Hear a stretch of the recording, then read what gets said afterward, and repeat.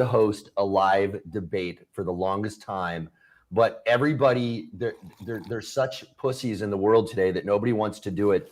Paul and Wade are definitely not that, and pardon me to anybody who was offended by my use of that word. Just kidding, I don't really care. Guys, you guys are brave. Not only are you brave, you're subject matter experts, and you're willing to come at this from a position of intelligence and gentleness. I've never seen you guys speak ill to anyone. You guys are gentlemen. This is the way I think discourse needs to go in the world. And right now, everybody's screaming at each other, basically, parroting talking points. And then, you turn on the mainstream news and you've got propaganda. You turn on the alternative press and you've got people who just don't know what the hell they're talking about a lot of the times, which I don't know which is worse. I would like to see more real, intelligent discourse in the world. And we're taking on a very important topic today, and that is the matter of meat. And we have some very starkly different opinions in this particular field. So guys, before I introduce Wade and Paul, I'll tell you, for me, I do have a little bit of a dog in this fight. I was vegan twice for 2 separate years of my life.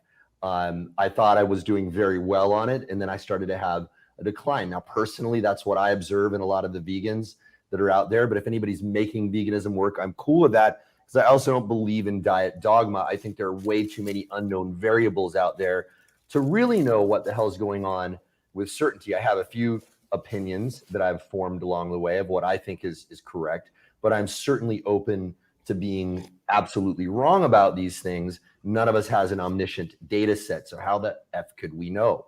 Now, Paul, I've been studying for many, many years. I was first introduced to him by Michelle Owen, one of his top instructors out there in New Zealand. And I was just stunned at the depth and breadth of Paul's knowledge. And Paul, I'm going to speak for you on it for a second here. And if I'm wrong, please correct me when we jump in to talk to you.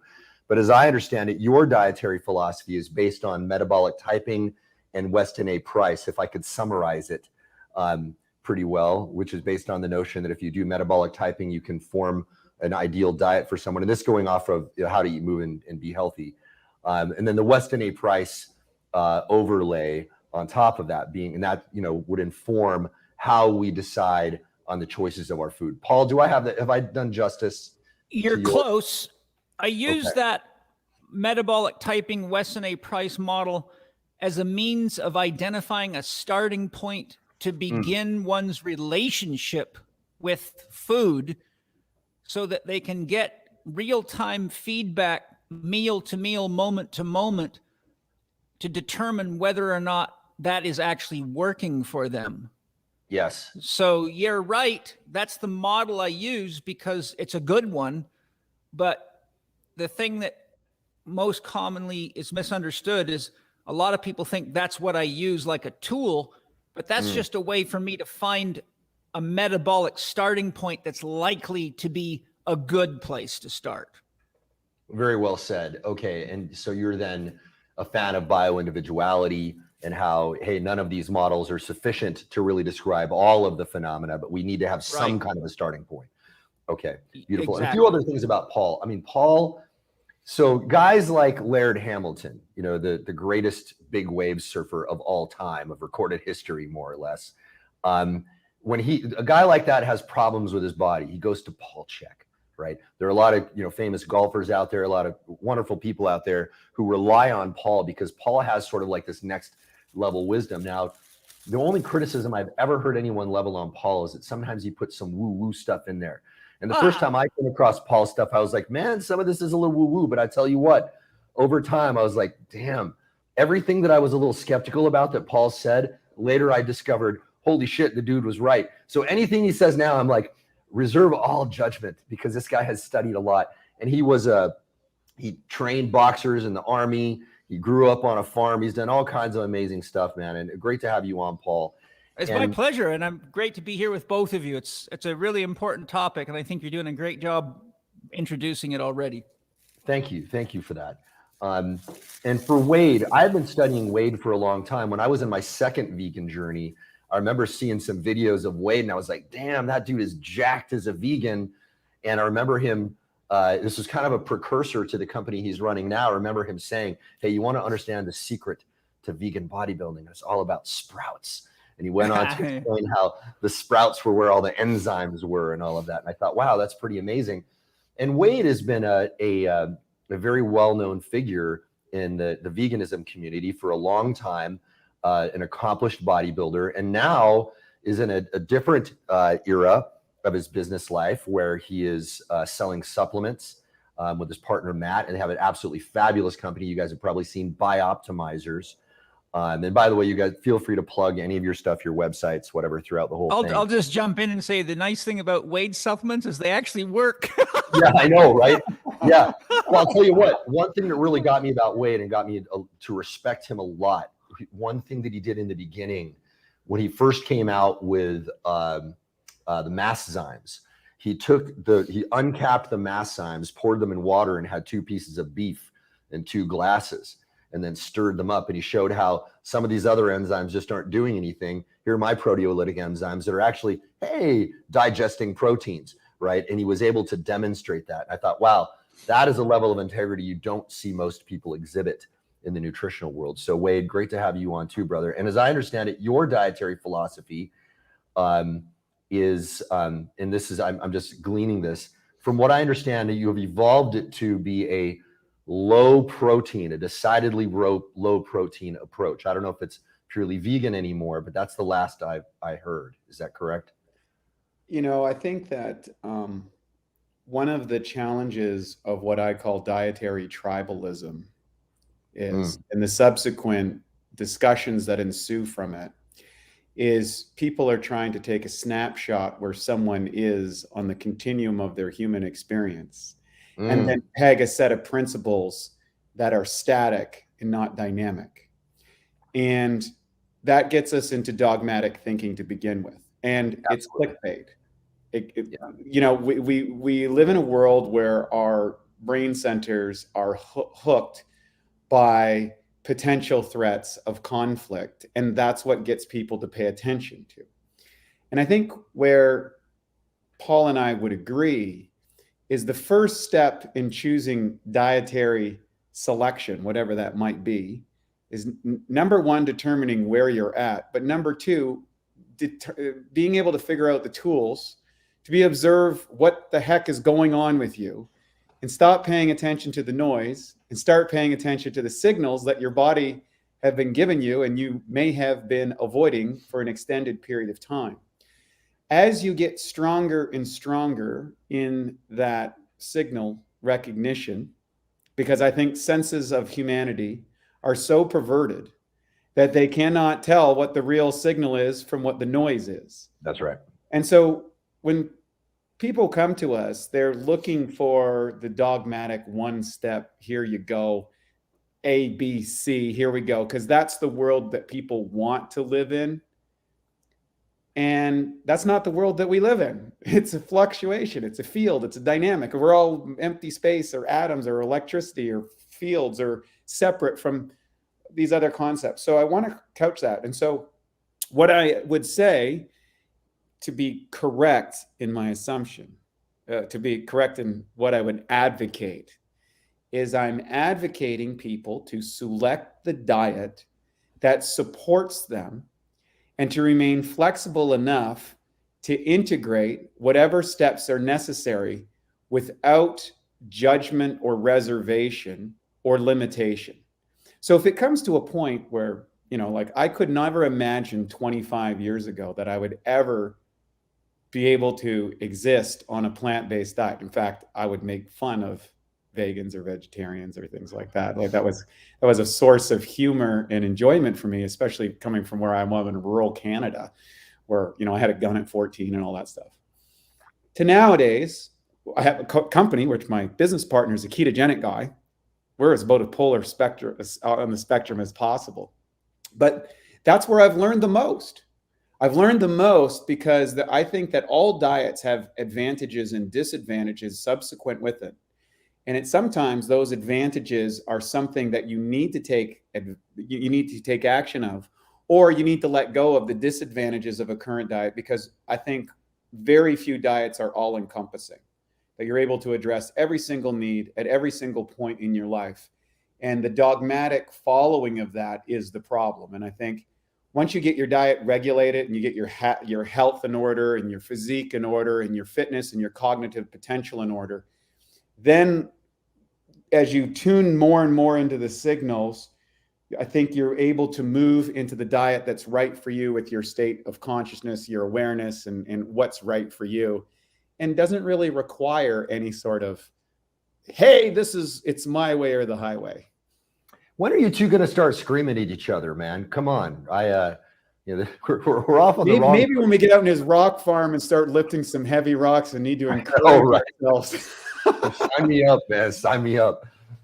I think just in response to that, Wade's a buddy of mine. We've spent time together, and we've talked philosophy, religion, life, and we've both been around a while. I'm going to be 60 here 2 weeks from now, and Wade's, a little younger than me, but been around long enough to see all the patterns and the trials and the successes and the failures and the dogmas, and see the people behind the dogmas. Most of them aren't good examples of what they're promoting or selling.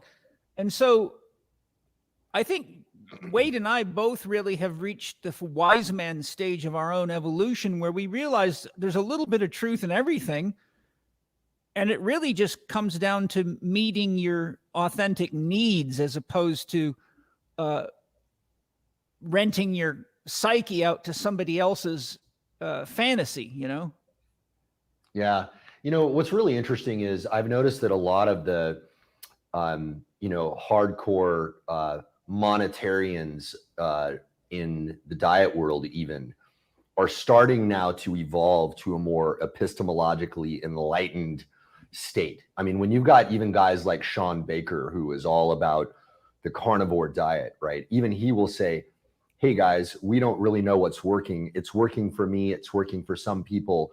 I'm not advocating this for the whole world, but I'm going to go out and I'm going to state my case for meat. I think, wow, this is very different from the discussion that we used to have, which was like, veganism is the one true faith. No, the Atkins diet is the one true faith. And people are starting to realize how now that, hey, maybe that whole paradigm of the one true anything is not sufficient when we're dealing with humans that have a limited capacity for the amount of data that they can process, swimming in an infinite sea of information. How could we proclaim that we have the dogma when we're simply not equipped intellectually to have the dogma? So I'm very glad that you guys have stated from that perspective in general. I think that's probably the fundamentally most important thing. I think it's important to remember that if all you've got in your pocket is a hammer, everything looks like a nail. Yeah, that's right. Are you trying to say that you have a hammer in your pocket? I have a big ass toolkit, baby. I knew it was going to go there. There's always the, oh goodness. Okay. So, with all that said, okay. And so you guys do have slightly different opinions in terms of at least what's working for you. Right. Mm-hmm. Now, so wait, you have, so when I say you advocate a low protein diet, now, do you recommend this for others as well? Do you feel strongly enough about it to recommend that as a starting point for a lot of people?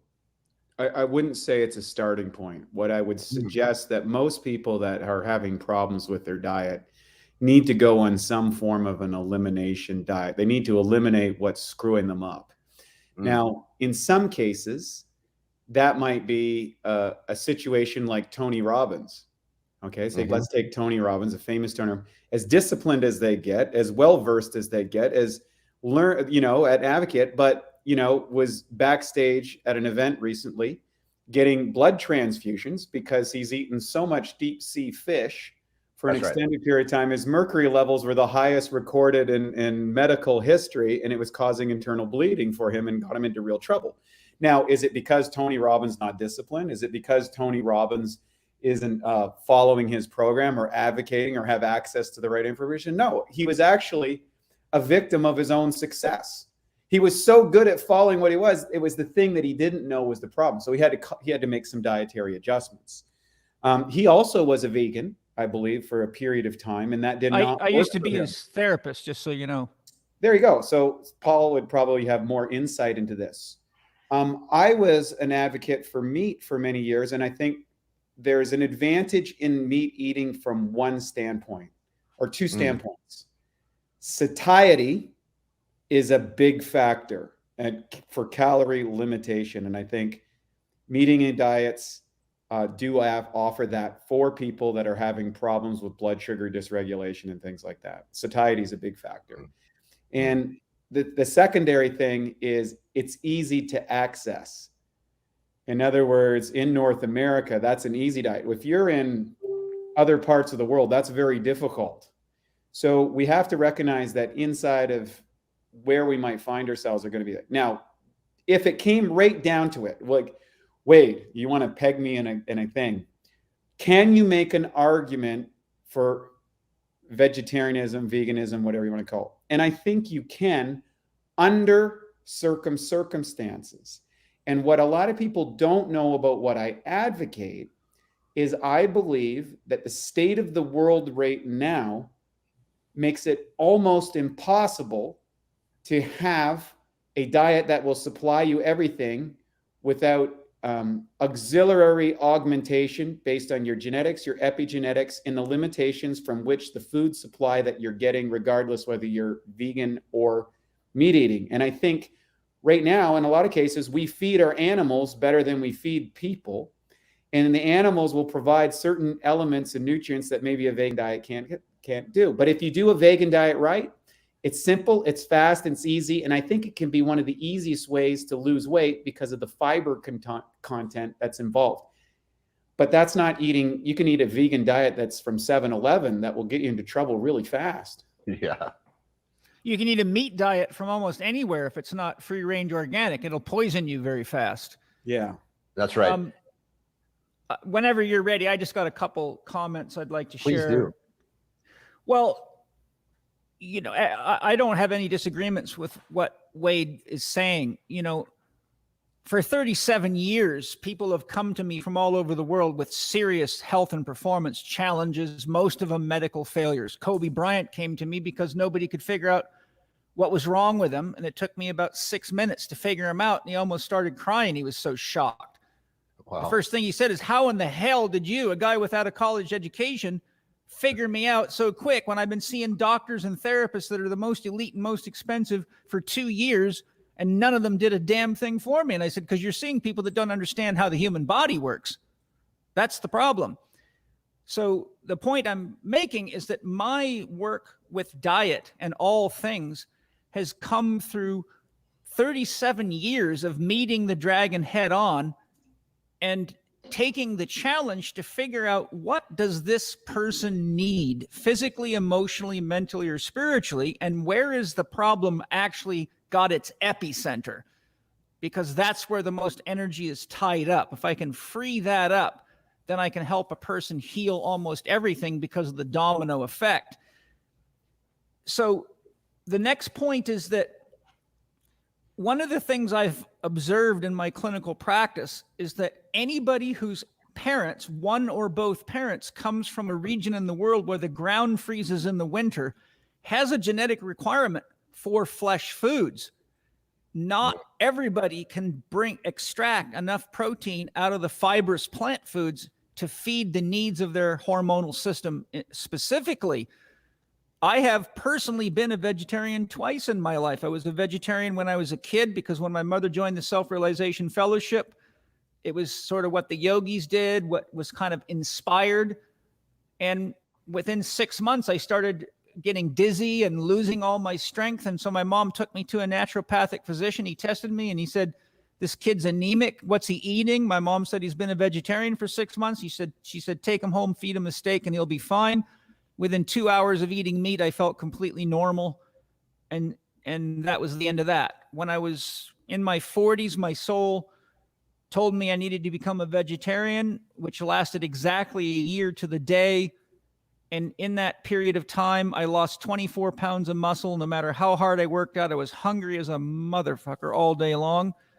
But my soul kept telling me, you must stay on this diet. At the same time, I was doing a lot of deep training in shamanism and places and practices where I need my clairvoyance and my inner vision at its maximum. And I was astounded how powerful a vegetarian diet was for deepening my spiritual practices. So my body just couldn't take it. But as a tool for spiritual development, I found it profound. And of course, having conducted hundreds of healing ceremonies with plant medicines, often multi-days long, where I fast, I know what it feels like to be off the meat and to be empty, and I can feel the changes at every level of my body. Then if I go do a deadlift workout, I can track down a cow and eat the damn thing for 2 days, right? So what I'm saying is that I found through careful observation that if both parents come from a region of the world where the ground freezes, that person is very unlikely to be able to stay healthy as a vegetarian for very long, because if they can't extract enough protein out of their diet, they will start having hormonal problems. And I've seen it more times than I can count. And I've tried every trick in the book. Some of them would let me give them whey protein. I had a doctor that would make me custom organic whey protein. He would even do a blood analysis and customize it to their blood. I've worked with Swiss pharmaceutical. I've worked with supplement manufacturers. I've tried rice protein, pea protein, egg protein, every damn thing under the sun. And I've thrown the frickin' kitchen sink at people oftentimes over the course of a year and found that none of these approaches would work. I got some of them to start off with fish or bone broth, and within 72 hours, it's like watching the lights turn on. I've also had to take people off of meat because their bodies were so poisoned from eating commercially farmed meat that even though they needed meat, I needed to detox them. So I have had put people on vegetarian diets for as much as 3 months with metal-free and detoxes and parasite cleanses, because I have to clean the system out to reset it. Or like Wade said earlier, they can't feel anything. They're so blocked up, they can't feel what's happening to them when they eat. They're like walking dead people. So another point I want to bring up, Byron Robinson, MD, who was a genius medical doctor, he wrote a book called The Abdominal and Pelvic Brain in 1899, which I have a copy of. Then his second edition in 1907 is freaking mind-blowing. If it was published today, it would rock this world. In fact, I had a Russian-trained medical doctor who was also an MD in the United States and a PhD in physiology. One time visiting me, he used to be the chief education developer for biohealth diagnostics, where I did all my functional medicine training with Dr. Bill Timmons. He came to my office one time and he brought this book, The Abdominal Brain, and it was, published maybe 10 years ago. And it was like the big thing. And they were just celebrating all this stuff about the solar plexus and everything that it controlled. And I said, that's not new at all. He said, oh, yes, it is. And he started spouting off his, I've been researching this for years. I walked him over to my antique books and I handed him 2 editions of The Abdominal Pelvic Brain. I said, have a look at this. And he about shit himself. When he saw what was in those books, he damn near shit himself when he saw the published dates on it. My point is, Byron Robinson, MD, was a freaking genius. And what he did was a study where he dissected, I can't remember the total number, it was like 650 bodies. And he had a question: do people that live in regions where they don't get a lot of meat, like inland aboriginals, for example, or various places in India, have longer intestinal tracts through the adaptation over time, which allows them to extract more from the foods they're eating and gives them more time? Remember, a cow has 5 stomachs because it has to extract protein out of grass. That's right. A gorilla has a giant cecum, right?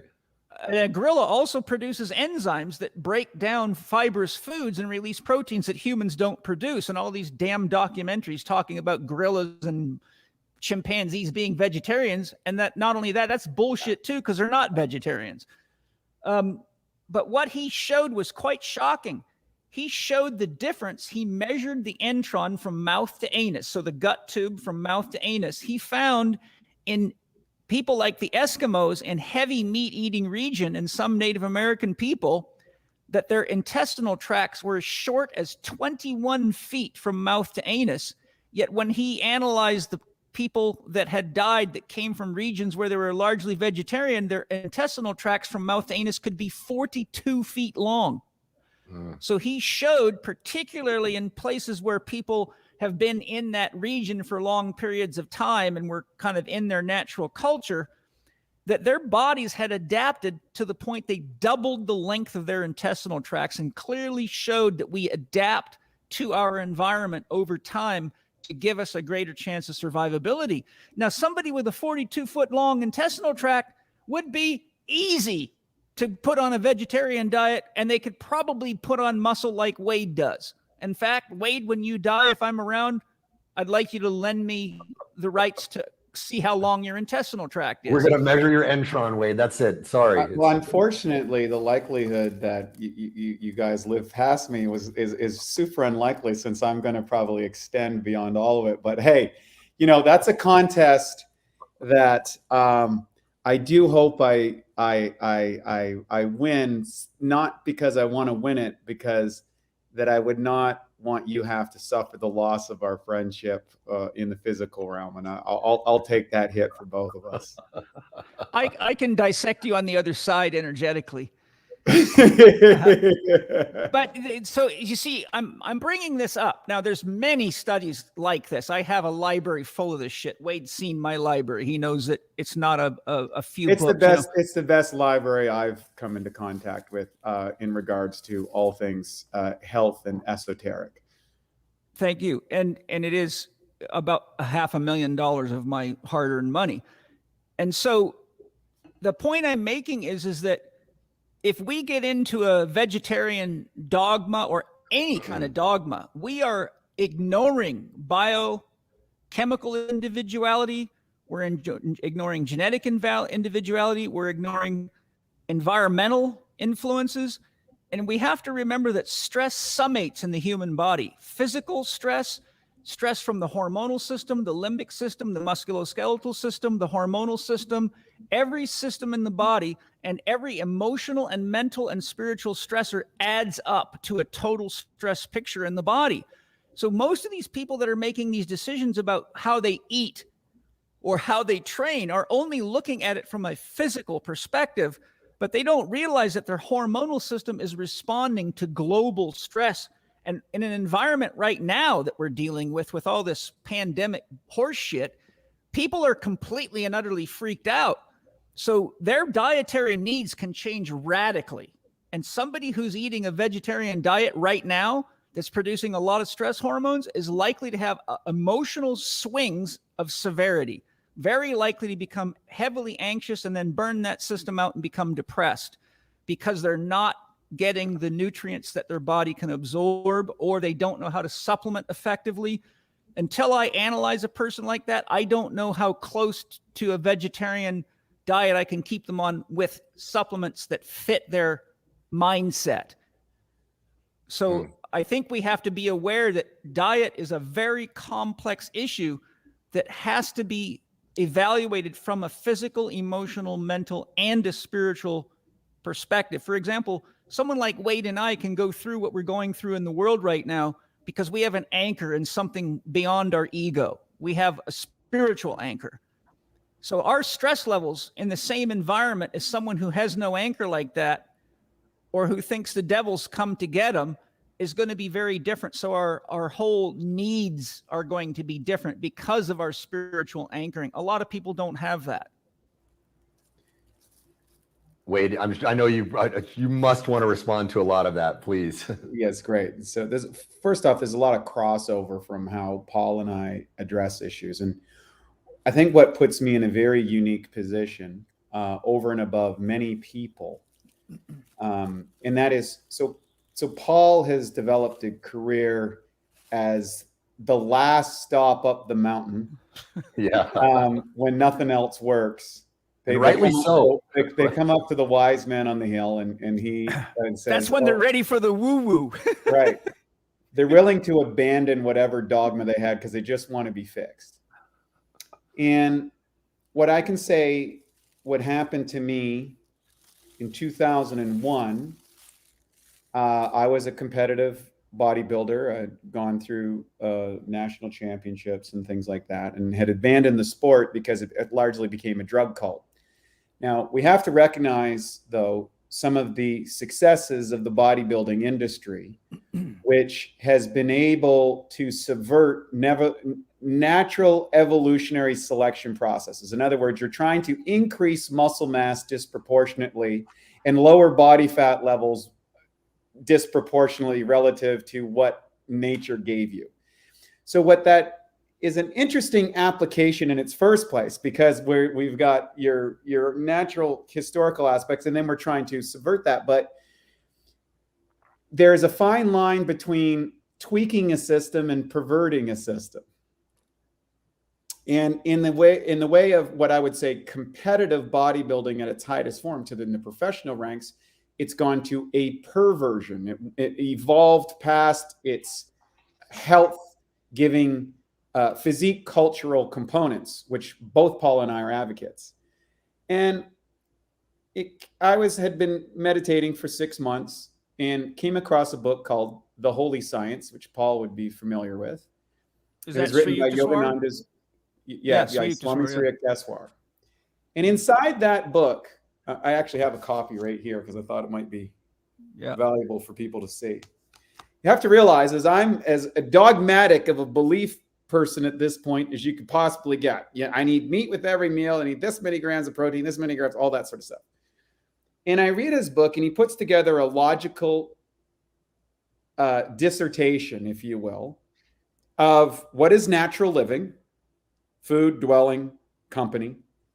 What is the right food for man? What is the observation of teeth, digestive canal, sensory response mechanisms?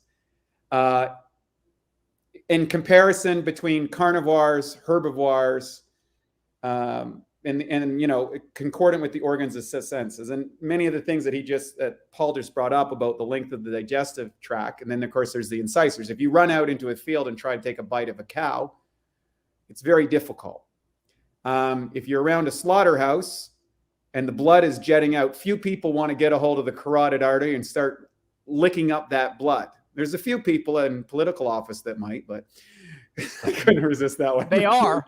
But there's an excitatory response that is activated in predatorial animals, that when an animal starts to bleed or go that sort of, it increases aggressiveness and the desire to kill that animal and rip the flesh out. And usually when the animal's been bled out, the carnivore will go in and eat the entrails first, where all the enzymes and probiotics and all that, and then they'll eat the carcass. This is an interesting process, because I'm gonna come back to that in an extent, because there's something you can learn from there. If you go to a bear, which is an omnivore, it'll grab salmon out of the river. The salmon flying up out of the river, it grabs that, eats the salmon raw, or wanders out into the blueberry patch and starts eating blueberries. Okay, now its teeth are a combination of rippers and grinders. And then if you look at a horse or a cow, which we alluded to earlier, they have multiple stomachs to deal with all the fiber, and but they'll select sproutish kind of foods, very enzymatically probiotic rich things close to the soil that would be naturally occurring. And if we were to walk a human through a kill floor versus an apple orchard, okay, there would be a difference in the salivary response mechanisms, how the eyes looks, the sensory stuff, who wants to be around rotting carcasses, blood, things like that, killing, the squealing of animals as they writhe in pain. Like, it's not that pleasant. But a walk through an apple orchard or through a group of cherries or bananas, whatever, is generally pleasant and inviting. In fact, we manufacture a lot of sensor in it. So most of the food that we eat has been added with dyes and preservatives and chemicals. It's not even meat. And so I think one of the things that Paul does advocate is that, hey, get wild game that's as close to its natural state as possible.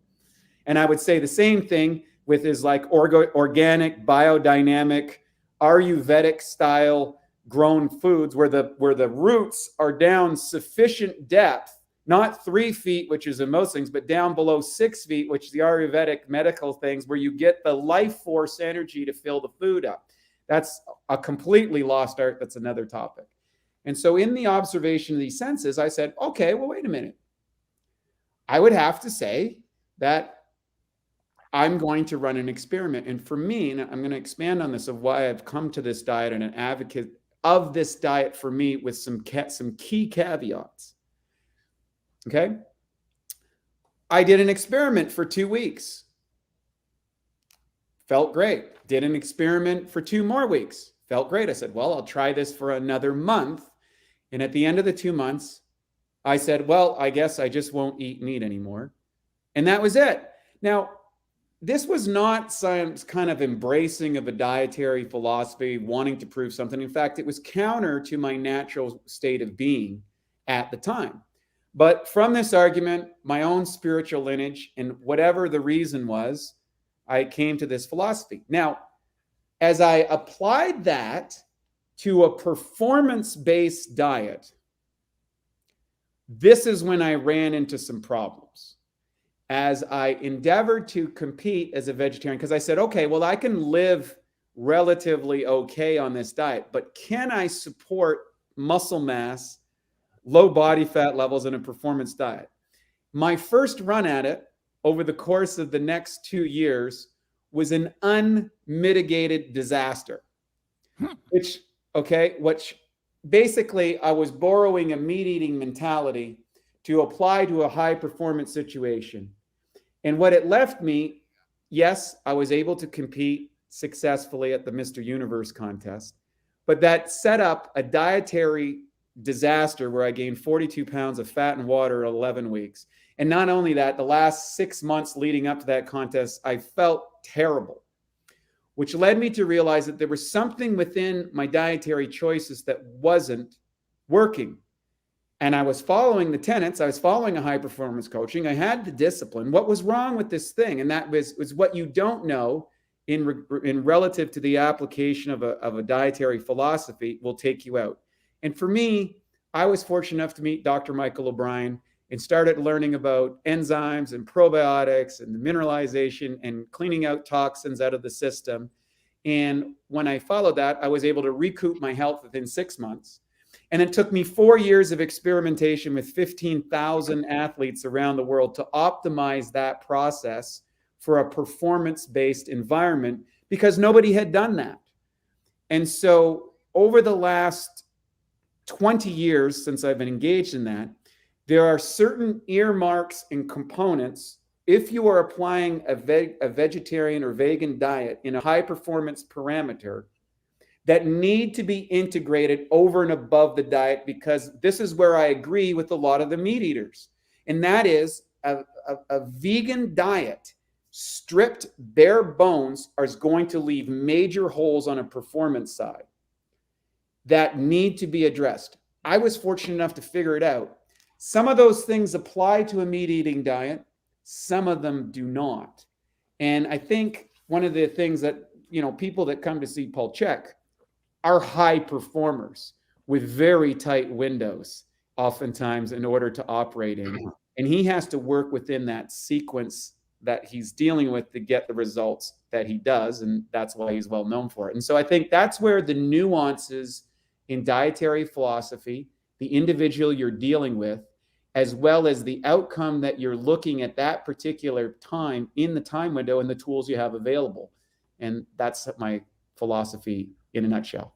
Paul, before I let you respond to that, Wade, could I just interject and ask you, so in those gaps that you believe are filled with meat for most people who are vegan, do you believe that there are vegan interventions that can also fill those gaps? Yes, that's specifically what I'm saying. Just like, and I think it flows in both in all dietary directions, in that only through testing, observation, and experience, a full accountability of your results and being able to take them apart, can you address the deficiencies within the diet, whatever the philosophy is.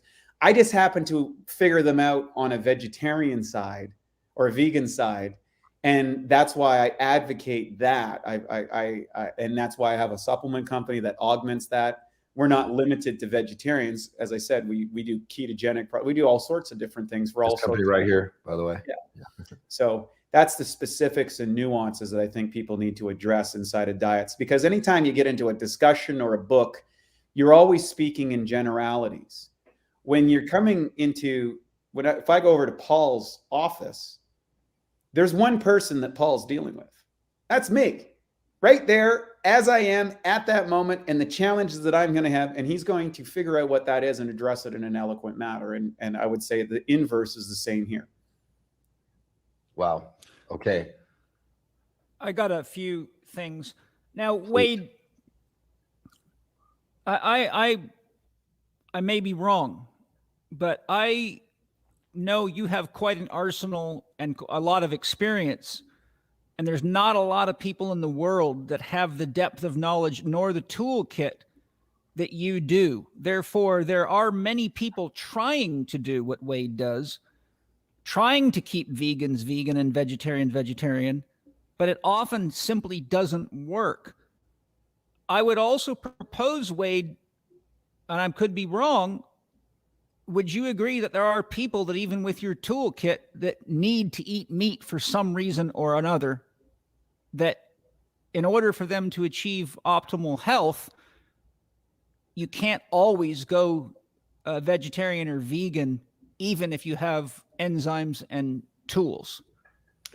It's a great question, and one that I've been trying to answer for the better part of 20 years.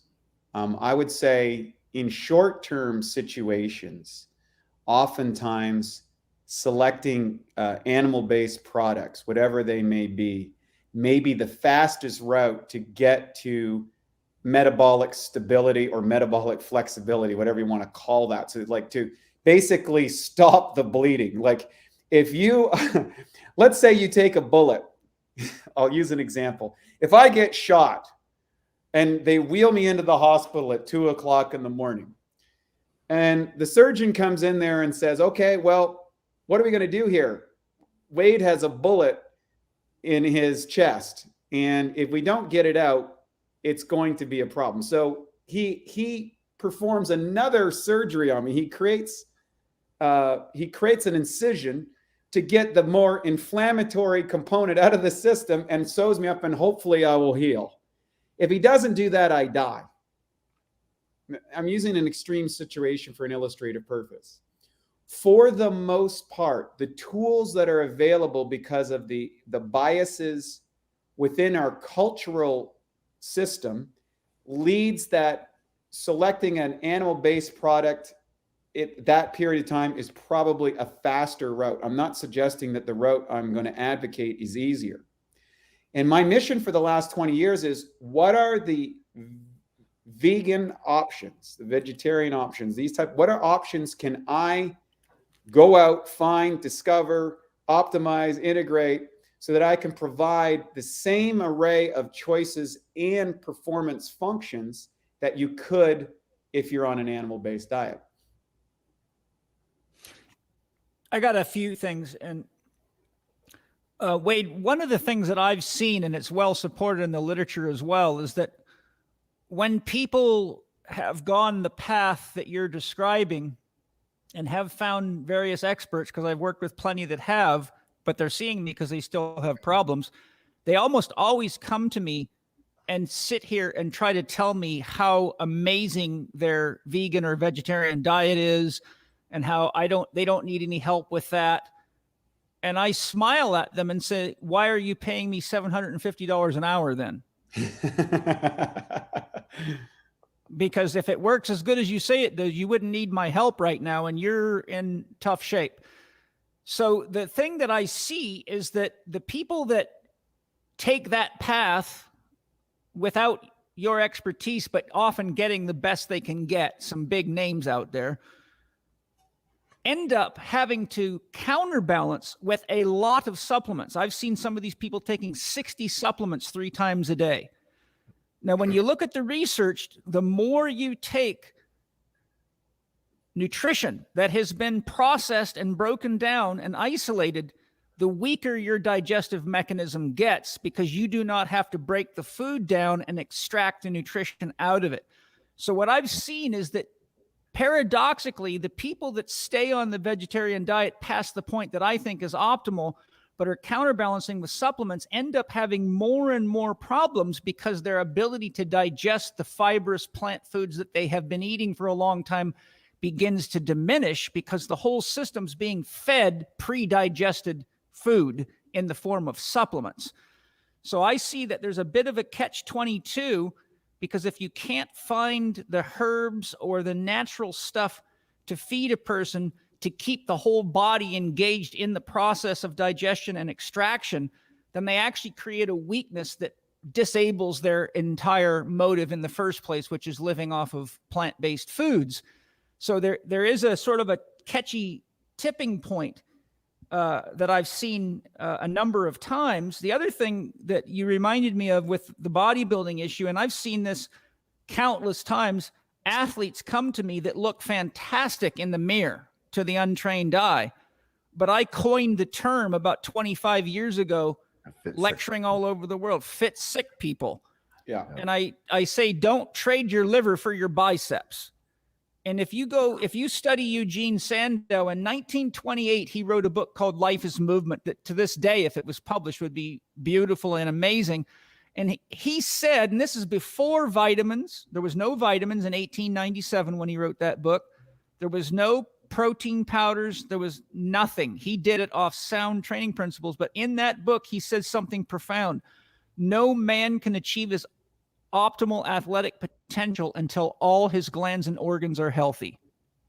And that was from the man that was the strongest man in the world and done strength feats that no one has been able to reproduce to this day, with or without steroids.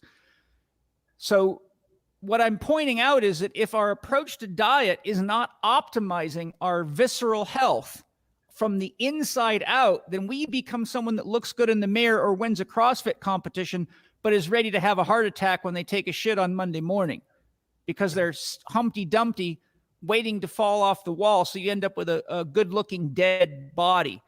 And as I watch these people start to struggle, they start leaning on more and more caffeine, more and more magic bullets. And so they start pushing the system into overdrive against the body's needs. And the next thing you know, once you enter phase 3 adrenal exhaustion, your body starts going hypothyroid. And so how they respond to that is they start exercising more and more until they're completely friggin' exhausted and everything hurts and no supplements work. And that's when they're really screwed. But that's also when they start listening. Another point was, you're reading Sri Yukteswar, and I've read many, many of these. And as you know, I was raised in that tradition. I spent a whole summer camp with monks. I've got a very deep insight into that. I've studied Steiner extensively and many others. But one of the factors that is very, very important that most people don't have the bandwidth to realize is that somebody with a committed spiritual practice that's a legitimate spiritual practice, by definition, raises their vibration progressively. And there comes a point, and I'm walking that line every day. Like, for example, I cannot eat any red meat. Immediately makes me feel depressed. It's like someone pulled a blanket over my head and it's dark. But I can feel the emotions of the animal. And I know what it is because I purposely did an LSD journey many years ago, took a good dose of LSD and ate some flesh foods to see what happened. And I relived the dying of that animal, and it was an intense 8-hour experience. And having had that experience, now without any medicine in my system, if I eat meat, I'm sensitive enough to actually go through the same kind of reliving of it. Then I got to the point now where I can pretty much only, chicken started to bother me. Turkey started to bother me. Anything that's been fed grains messes my body up, and it comes right through the animal. And a lot of people don't realize, they think the meat's the problem, but it's what they're feeding the animals.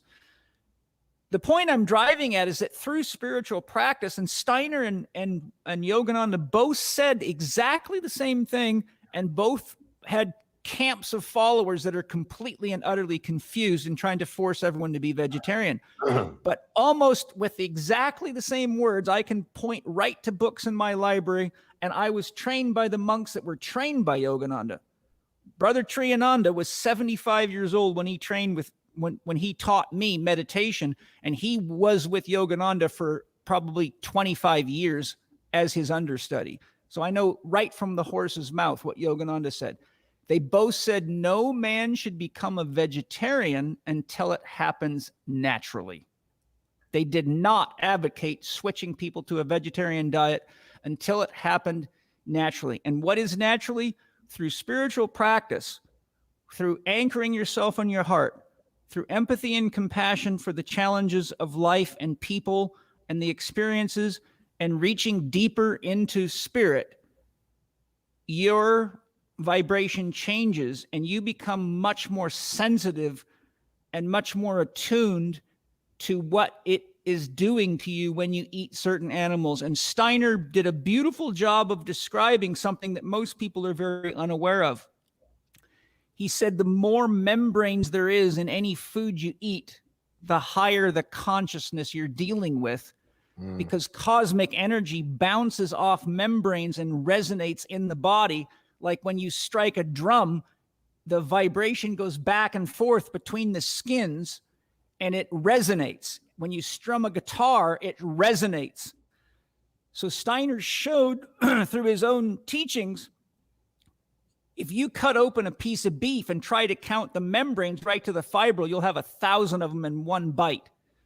But if you cut open a carrot or a piece of celery, you'll have a fraction of the membranes.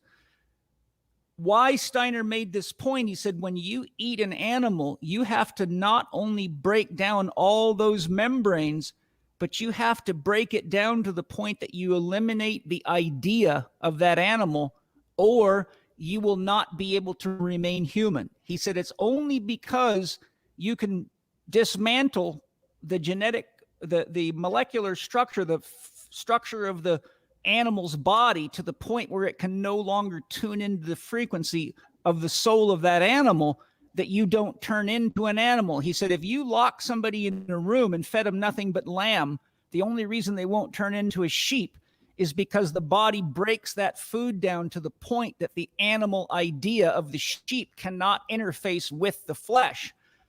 If a person is eating flesh foods and they cannot break the flesh foods down, I have seen thousands of cases of depression, of anxiety, of suicidal thoughts. And once I get their diet clean and get their digestion working right, sometimes again have to take them back to a vegetarian diet while I build them up. They're all that stinking thinking and negative insecurities that was coming right out of the animal because they were still tuning into the frequency. The soul of the animal is alive if there's one fiber of that protein. In other words, if you can't break that food down to proteins, fats, and carbohydrates and dismantle it, think of each living thing like an antenna system. There's only so many pieces of an antenna you can take off before it won't pick up the signal anymore. So once you dismantle the antenna system, and the DNA of the animal is a cosmic antenna system that taps into the group soul or the intelligence of that creature, our digestive system is designed to dismantle the antenna, or we cannot reproduce a human out of ourselves because we have another level of consciousness merging with our own. And I see that leading to a lot of inner crisis for people. Because like Wade said, you eat a lot of blood and flesh and you get very aggressive and you start behaving that way. So there's a Steiner concept there. So I think the point I'm trying to drive at with a little bit of technical background is that spiritual evolution changes the vibration of your body and makes you much more sensitive. And as you evolve spiritually, your needs metabolically change, because one of the things you do is learn how to handle stress. And if you look at the research on DA and stress, I've seen very good videos and documentaries where when people go into meditation, their DNA literally unwinds and lengthens. It's literally changing the frequency range that it's tuning into. And the more stressed a person is, the tighter the wind in the DNA. And the narrowing of that DNA has the effect of narrowing a person's conscious frequency to only see the enemy. So people that have a committed spiritual practice actually see a lot more options in the world. They don't see things as near as much of a threat because they have inner tools and inner resources. So the needs of their body and the needs to feed the defense mechanism become diminished because they don't have a constant fight going on inside of them. So those are just a few comments that I thought were important to share because most people don't really think about these things. Wade, you must have some things to say in response to that before we go on to other topics. Well, yeah. First off, I'm in complete agreement with that observation that no one should decide to become a vegan out of a dogmatic ideal. It is a natural and progressive thing. In my case, it was relatively sudden, but took me many decades to optimize.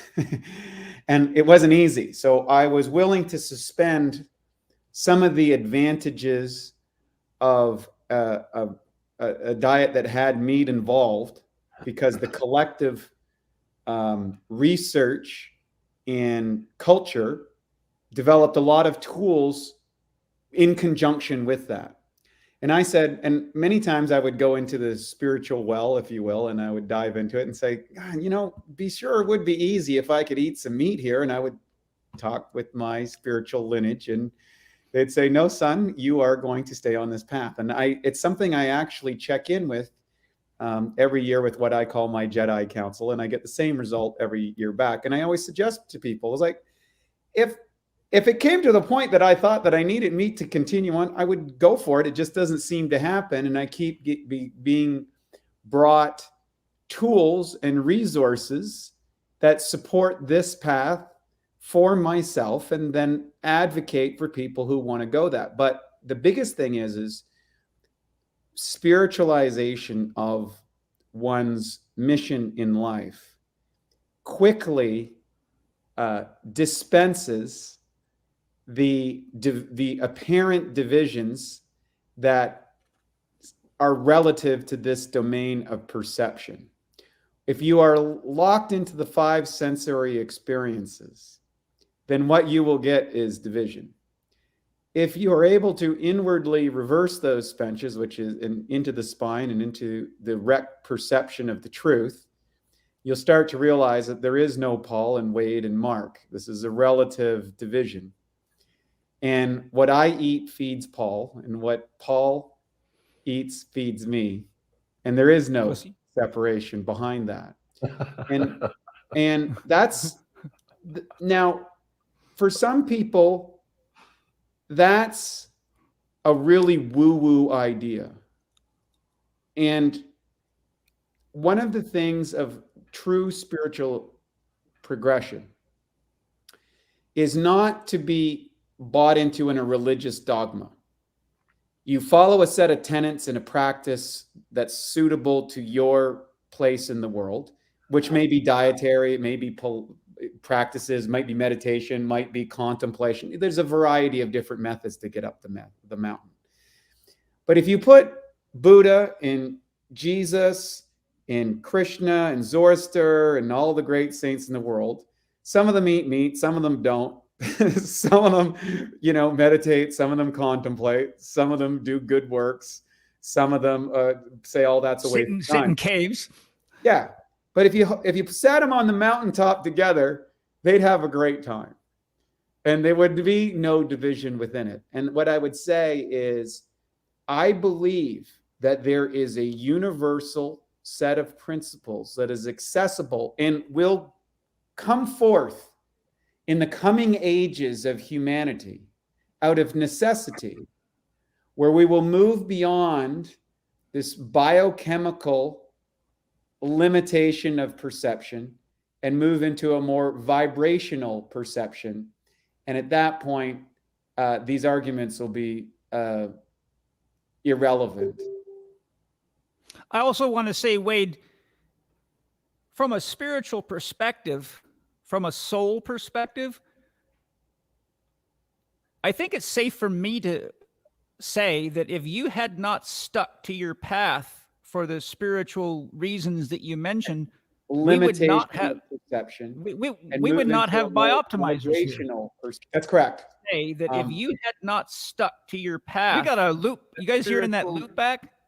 Yeah, I am. Yeah, that's fixed. That's fixed, guys. Apologies for that. I was like, how freaking me out. I'm hearing two Wades at once. I'm like, okay, he's shape-shifting on me now.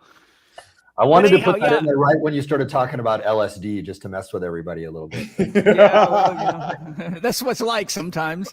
But anyhow, I'm just saying, Wade, there's an example of how your commitment to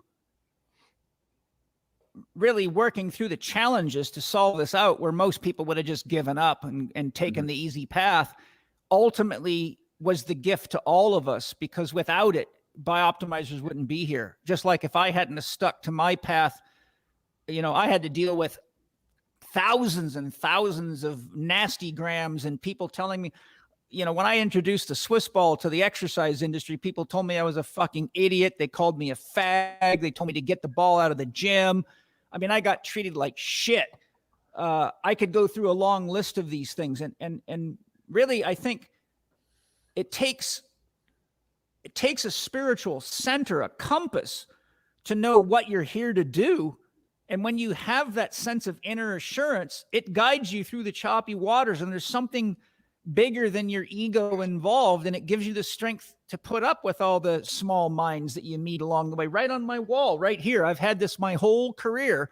This poster is as old as I am, practically. It's a picture of Einstein. It says, "Great spirits always encountered violent opposition from mediocre minds."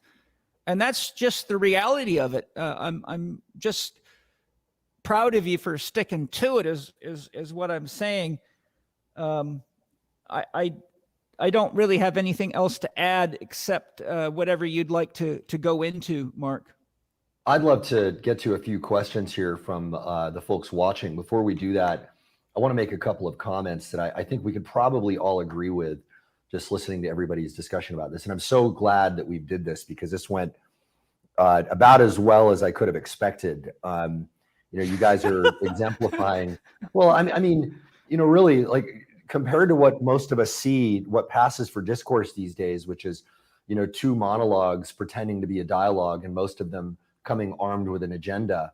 You guys are here saying, hey, I don't know, here are the things that are working for me, and I'm completely open to learning from you what's going on. And I think that if we all come from that stance, we can, do a lot of what my old late friend Win Wenger used to call drawing out. He would create this interesting distinction between the Latin etymology for the word education. There's educare and educare, and educare is this cramming in of information, which is what most of the school system is these days, which is just it's a tragedy, really. But he's a fan of what the opposite, educare, drawing out. And he said, look, we need to draw each other out, rather than come and yell at each other about what's what we believe is right. Like, okay, hey, maybe I heard this person say this. Maybe I've got a little bit of issue with that. Let me ask them some questions, rather than come in and come out with all of your virtue blazing and say you're wrong.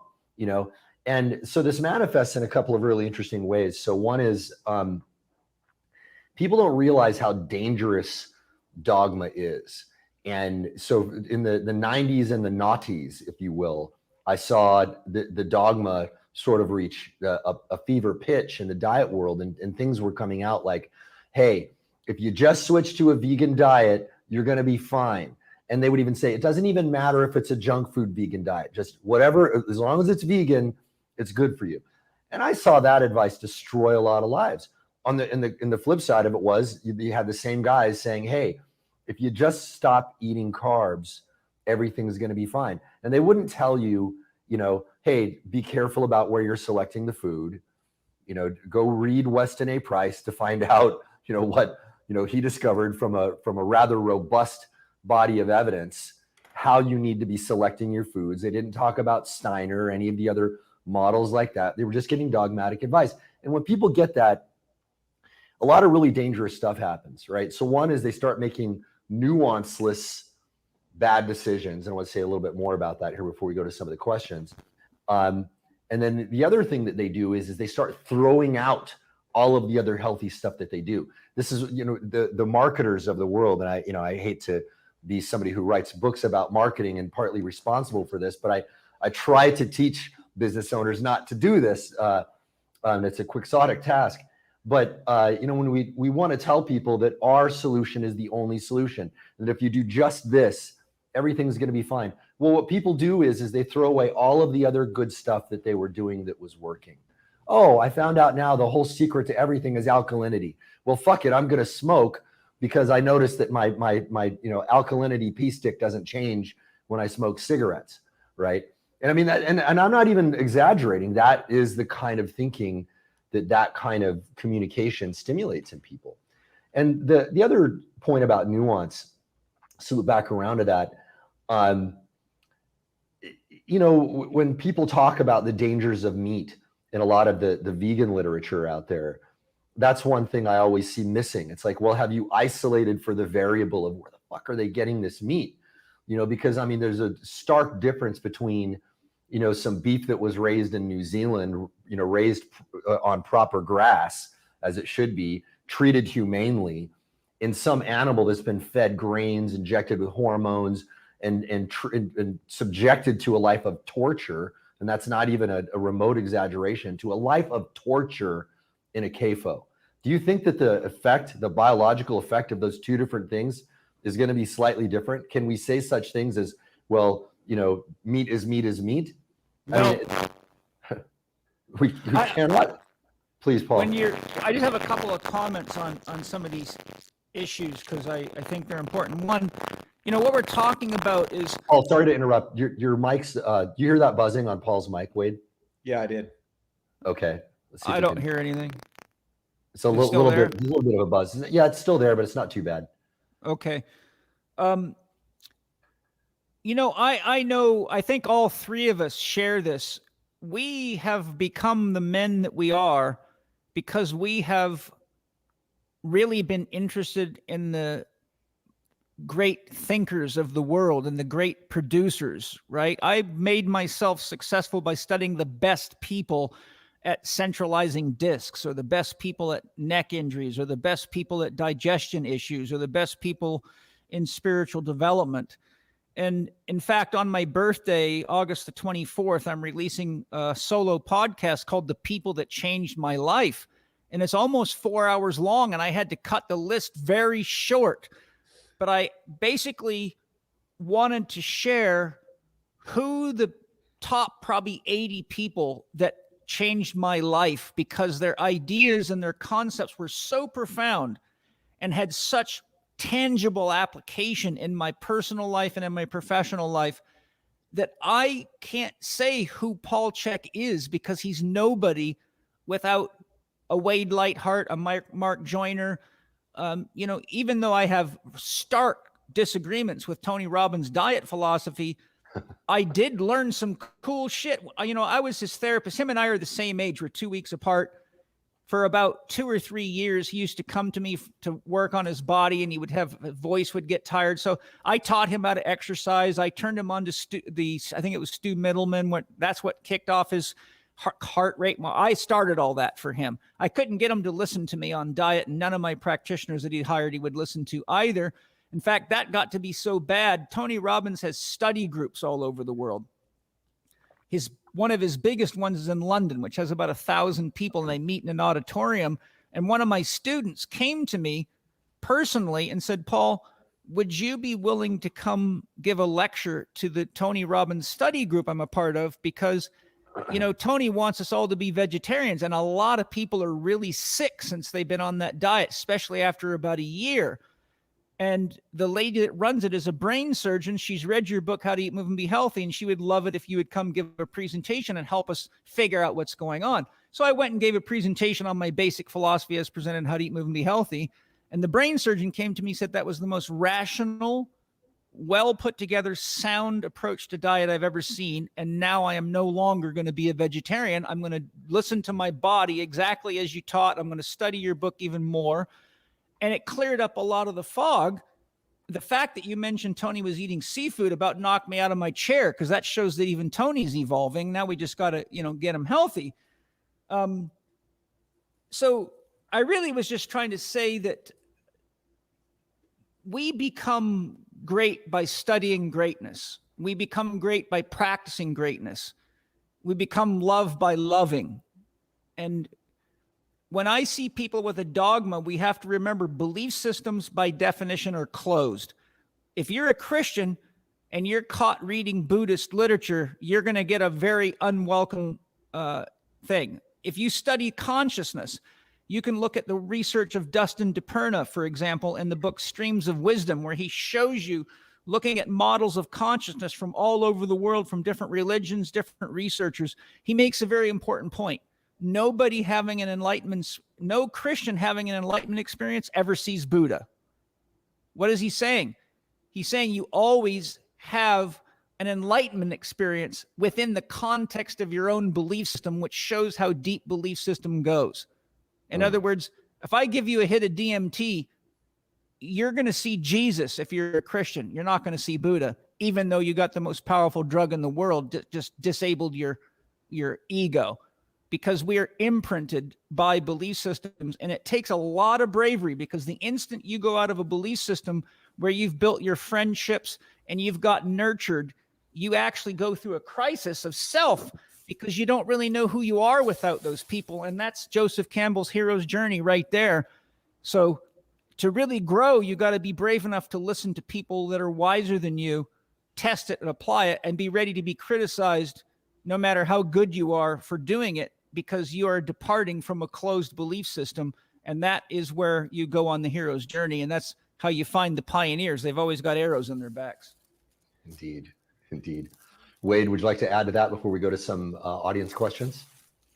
I don't think there's really much to add. I think I'm in concurrence with everything that Paul suggested inside of that, in that when one defines themselves not as a physical being, but as a non-physical being, having a physical experience, then and studying excellence, you'll find excellence is its own rewards and has earmarks of commonalities. And the variance that starts to happen when you embrace a life of excellence is actually not, it's not divisive. It's excitatory in the standpoint that one starts to experience, instead of a threat to one's ideology, as an opportunity to expand one's understanding. And that is really what discourse between people in this realm is supposed to be about.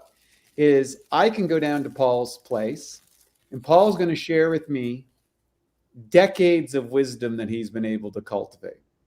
And inside of that, there are going to be some things that he's going to suggest to me that's going to go, I'm going to go, wow, I've been thinking about that for a long time. I haven't figured out how to resolve that. And that's where the beauty, I get the same with you. And it's not so what I would encourage to the listeners that are watching this podcast, because some people are looking for, a no holds barred fist fight or something, because that's exciting and stuff like that. And I love a good fist fight. I love that's not what this show is about, by the way. Yeah, no, but I love those things. It's a violence is a communication that is universally understood. No question. That's why I do MMA. I like my fighting to be in the ring and not at night. But that's why is MMA so popular, because the violence between that is a communication format that virtually everybody understands. As you move up the level of awareness to self-realization, the realization of self, not as a small self as Wade Lightheart, Paul Chek, Mark Joyner. Self is at the big S, which is the universality of all things. Then what seems to be opposing ideas sets off a cascade of wonder and excitement and discovery and integrations and expressions where you go, oh, yeah, I want to, and then you go, can I take this and apply it within my own philosophy? And one of the things that Matt, my business partner, and I, and keep in mind that we started out, and we are both, I always say, Bioptimizers succeeded because we were too stubborn or too stupid to quit. And the battles that he and I have had, him as a ketogenic guy, me as a beta, and spiritual battles. He started out as an atheist, and I'm a devout spiritual guy, and he was into data, and I was into intuition, and we had epic battles, but we kept coming back because we knew that we sharpened each other's arguments and we exposed each other's weaknesses. Awesome. And we've got to this place and expression where we just launched a book, Sick to Superhuman, recently, How to Become Biologically Optimized, and which is in prep to our big Magnus Opus, which is coming out next year. It's going to be the biggest game changer ever in this exact issue. How do I select the right diet for me? Where am I on that continuum? And what's the next move? And it's literally, our whole lives have been poured into the discussions like this to get this. And it's much more complimentary than it was in the early days. Well, congratulations to you guys on coming out with that book. And so the one that's out now is Sick to Superhuman. Is that correct? Yeah. That's okay. Available on the site. And again, we're not into dietary dogmatic beliefs. We're into get what's best, the next best step, and keep moving up the ladder. Yeah. So we got so many interesting questions, and I'm gonna skip some of the ones asking about opinions on COVID vaccines and all that stuff. I don't know what's gonna get us nuked this day and age. Right. I'm gonna stick to some of the ones a little bit more on topic. Here's one that I think is a really good entry point here, and we got about 12 minutes left on the time we have allotted. And I know both Paul and Wade have got very tight schedules here, and I appreciate both of you guys so much for showing up for this. I'm good as long as you're good. You're my last gig today, so I'm good. Whatever. I'm flexible. Awesome. This is a very important topic. Yeah. Thank you for that. Yeah. So the pressure's on Wade. So I'm good for about another. I'm good to go. I mean, awesome. I think we're in a good space. So if we can address as many questions as possible, let's do it. I'm grateful just to hang out with you guys. I feel me too. I know, right? Yeah, same. This is awesome. Yeah, I wish I could get back to the state. You guys, because you guys are in the same location. I'm in Phuket, Thailand, so a little more of a due to come out to Casa Chek from over here these days. All right, so here's one I think is a really interesting comment. So Scott Cusland here, and buddy, I hope I'm pronouncing your name correctly. Cusland. Well, I got it wrong one way or another at this point for sure. I said it twice.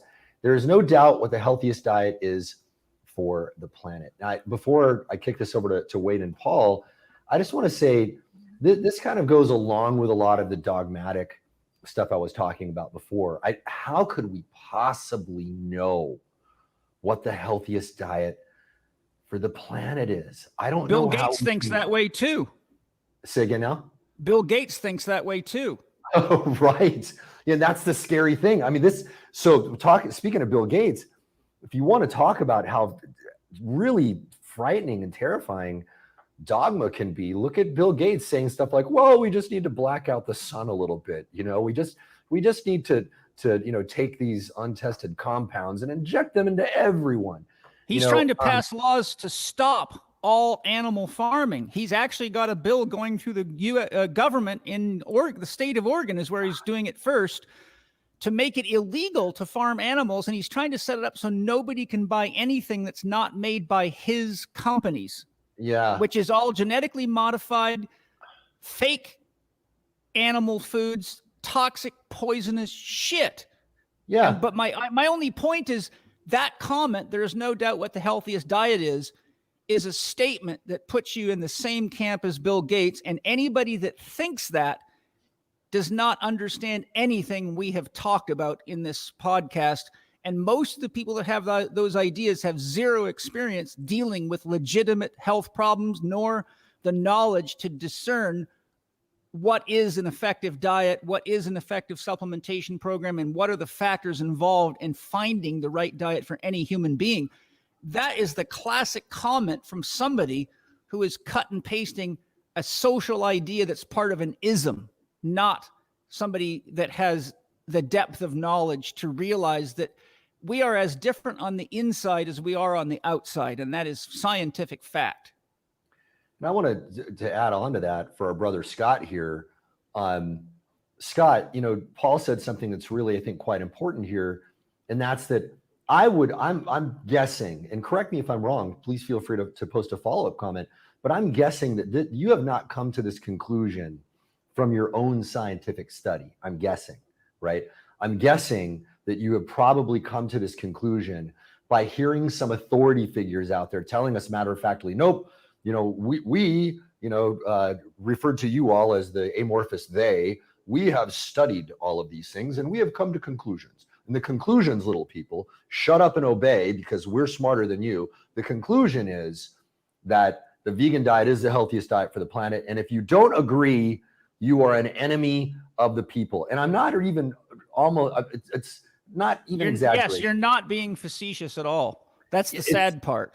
That's the reality of how it's communicated. I'm exaggerating a little bit, but the point is Scott, I would ask you to just be a little bit introspective about it. And if I'm wrong, please correct me, right? And study farming, study nature.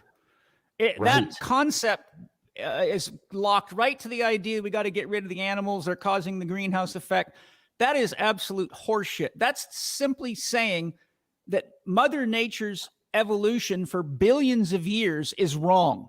Well, it made you.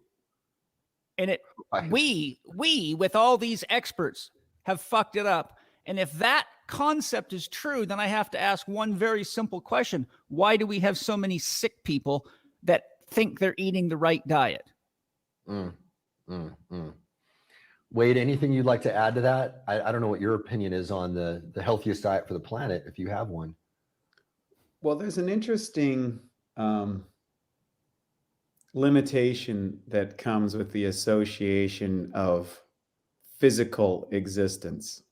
And that is the limited time continuum from which our perceptions are put forth and the illogical, or I would say, the sanitation of one's own death. And what I can say is we know historically that at one time, this earth was bathed in rivers of and waves of lava. And there's this process of evolution that continues on. And Homo sapien will go extinct. And I think right now we are in an evolutionary division point. There's Homo sapien, there's Homo digitalis, with the inversion and fusion between cybernetic organisms, which we are participating right now. Yeah. There is some of us, not Homo all of us. geneticus, the genetic alteration of that. There's Homo mutatus through chemicalization, distortion of perceptive realities. There's a combination of those, so Homo, all of that in a bag of chips. And what is going to emerge of it? What we are in the process is humans have now which is interesting, has put its own evolutionary pressure on itself. So what looks like in the short-term perspective, things that are damaging or deleterious or death-dealing on the surface may actually be the seeds for the evolution into what I believe is Homo unitus or Homo spiritualis. So I believe that ultimately our goal is to ascend into the realization of the unification of all things in all places at all times, for everything else is merely an excuse. So divisionary statements don't really serve that much of a purpose, because the earmark of wisdom is humility. And so doubt is your best friend. I'll say that I might be wrong. Maybe I'm wrong. Let's entertain that idea and continually re-examine it. I've got two comments I want to make to address this issue, if I could. Please. One, the right diet for the planet is what feeds the planet. People keep thinking the right diet for the planet is what feeds us. Well, so far we've destroyed the planet trying to find the right diet for human beings with all the so-called science behind all this shit, when all we got to do is observe nature. If you want to know what the right diet for the planet is, then you need to do a soil assessment and find out what's missing and put it back and pay attention to the science of farming.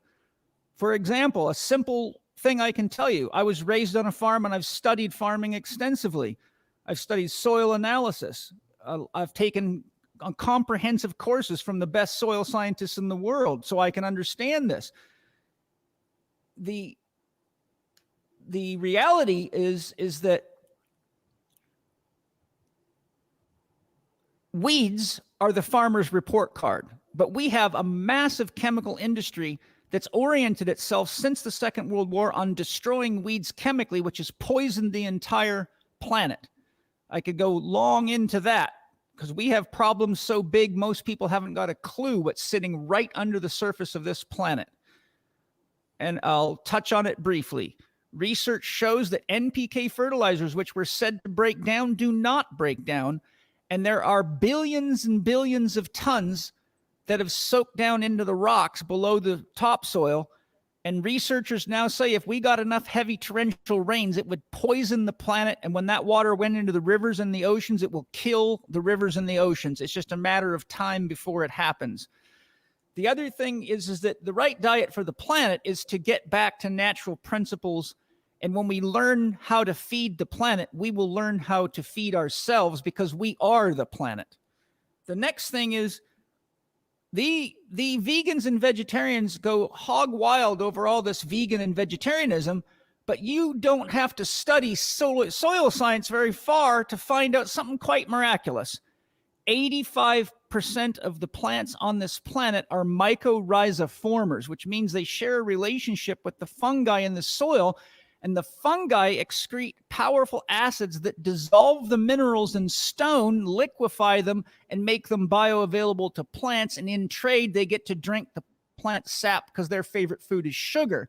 And they literally grow rhizofilaments right up the tips of the plant roots, just like putting a catheter in a man's penis. And they feed the minerals to the plants, but they also kill any parasite in the soil that will kill that plant to protect its host plant and get in its sugar supply. And they feed those animals to the plant. I have got many pictures in my library of mycorrhiza systems in the root space, the rhizosphere of plants, capturing worms, eating them from the inside out and feeding them to plants. And insects are animals. So wake up, boys and girls, because here's a surprise for you. You can be the hardest core vegetarian you want, but you're eating 85% of the plants on this planet that eat meat to survive. And that's soil science, and it's fact. Wait, you're just eating little animals. So what I say to people is, how small do I have to shrink your dog before you're willing to kill it? Well, people say, you couldn't shrink it small enough. And I say, good. Well, just remember, you're eating little doggies because they were fed to the plants, but you think you're a vegetarian. You're actually eating something that gets fed animal food. Wade, would you like to say anything in response to that before we go on to another question from the audience? Yeah, I think it's, I think when you go back to one of the limitations is biochemistry and looking at things from a biochemical perceptive component and within the limitations of the confine of the information that I've investigated, all of which are limited and do not component. And so what Paul is sharing, for example, is a very nuanced component of the interrelation between all species, both animal kingdom, plant kingdom, fungal kingdom, mineral kingdom. You can go on to all the different differentiations possible. And so when you get to a certain place, you start to see they're all blended together, and you have to make relative choices based within the domain you find yourself. Yes. Yet one should not limit oneself to that, because that's when you start to freeze in your growth and understanding as an individual, and you lose the connectivity with us, the universal. People keep quoting science, and I say, listen, science is the pursuit of truth. And since plants grow in the soil, if you want to know the truth, then you better know the truth of soil science, or you're living a dogma and you're going to end up infecting others with it and ultimately not creating health nor growing wisdom. and your body is a living mirror of your choices. Yeah. And a lot of the vegan doctors, a lot of the vegan promoter doctors are sick people. All you got to do is look around and you'll see a lot of them are not healthy people. So I always tell my clients and my students, don't go to sick doctors for health advice. That's not smart. I tell my students, if you can't teach in your underwear, you don't belong in the business. You're still a student. Let's go, boys. Come on. I've done it many times. I had a chiropractor. I don't think any of us would be afraid to do it here in this context. So. I was at a debate in a chiropractic conference, and Charles Poliquin was actually on the panel with me. And this doctor was going off on all this hormonal shit and silly crap. And this guy was obese. His eyes looked like they were going to pop out of his head. He looked like his blood pressure was 220 over something. And I said to him, you realize that what you're saying totally negates the principles of natural eating and paying attention to your body. You're talking about hormone supplementations and pill supplementations. So I got up on the table and took my clothes off to my underwear.